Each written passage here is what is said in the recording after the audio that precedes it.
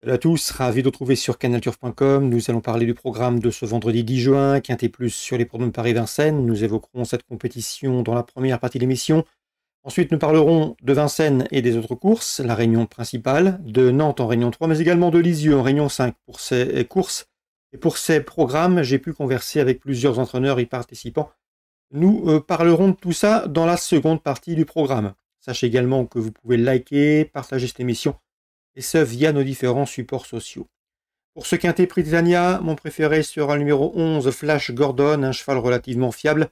Il compte déjà 3 places en 6 quintés courus. J'ai bien aimé sa fin de course dans le prix Kissa où il s'est classé 4e. A priori, c'est un bon point d'appui. Le 12, Fared Joe Menuet, un cheval régulier. Il compte d'ailleurs 33 podiums en 54 courses courues. Preuve de son efficacité et de sa régularité. Sa 3e place dans un quintet sur ce parcours plaît dans sa faveur. Lui aussi a sa place à l'arrivée de ce quintet. Le 6, Falcoberry, pose quelque peu problème. C'est un cheval qui a de la qualité, il l'a prouvé par le passé. Seulement voilà, il reste sur plusieurs échecs. Le dernier en date, obtenu pas plus tard que mardi dernier à Vichy. Mais si Jean-Michel Bazir, lequel l'entraîne depuis ce printemps, insiste, il faut y voir un signe, attention à lui. Il a le potentiel pour mettre tout le monde d'accord, le 6, Falcoberry. Le numéro 7, Formy, a des références. Le cheval est en forme, il reste sur 2 victoires, dont l'une obtenue le 7 mai sur le parcours proposé. Il est entraîné dans le centre-est du pays. Si la famille Pelletier effectue un nouveau déplacement, le cheval devrait répondre présent. Le 2, First de Bois, n'a jamais conclu plus loin que 3e depuis le début de l'année. Mieux encore, il compte 3 victoires en 5 courses depuis l'exercice 2022. Il devrait pouvoir confirmer ici. Le 1, Zantelazer, est la moins riche du lot, mais sa récente victoire à Vincennes sur plus court plaît dans sa faveur. On garde. Le 15, Eberton, ne doit pas être jugé sur sa dernière sortie où il évoluait ferré. Cette fois-ci, il sera plaqué. C'est le plus riche de la course, il peut se réveiller et se racheter. Le 13, dans cette épreuve, Diego Dugoulet, un cheval qui avait signé un probant succès au mois de février sur les de Paris-Vincennes, qui vient de prouver sa forme récemment à Nancy, lui aussi doit pouvoir se mettre en évidence. Résumé chiffré, 11, 12, 6, 7, devant le 2, le 1, le 15 et le 13. En canot partant, j'ai placé le numéro 3, Vicky Laxmi, que l'on connaît bien également dans l'Hexagone. Suite du programme concernant la première, Guillaume Huguet présente Orchestro, un bon cheval qu'il ne faut pas juger sur ses 2 derniers échecs. Sur l'hippodrome de Lignières, Guillaume Huguet a avoué avoir fait du mauvais boulot et lors de sa prestation hier, eh bien, le cheval ne s'est pas adapté à la piste. C'était un bon élément, l'un des meilleurs de la région du centre-est. Il revient ici à Vincennes avec l'ambition, le 111 Orchestro. À mon avis, c'est un rival sérieux pour le 6, Hayden, qui a signé 5 victoires lors de ses 6 derniers parcours. Il est en constant progrès. Et le numéro 5, Hobbs, estimé par la famille Abrivard. Le cheval vient de bien gagner dernièrement. 105, 106, 111.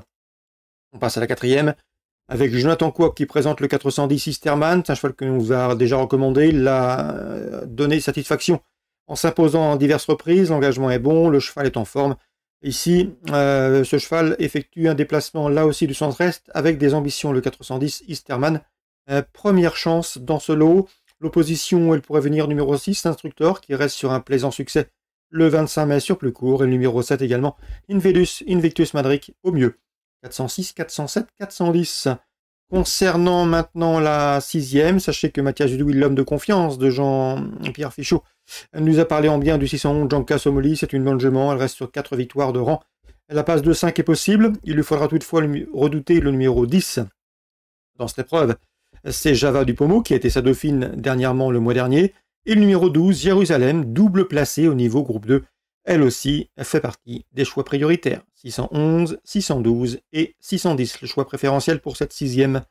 À Nantes en réunion 3, dans la première j'aime beaucoup le 105, Gibi du Fruitier.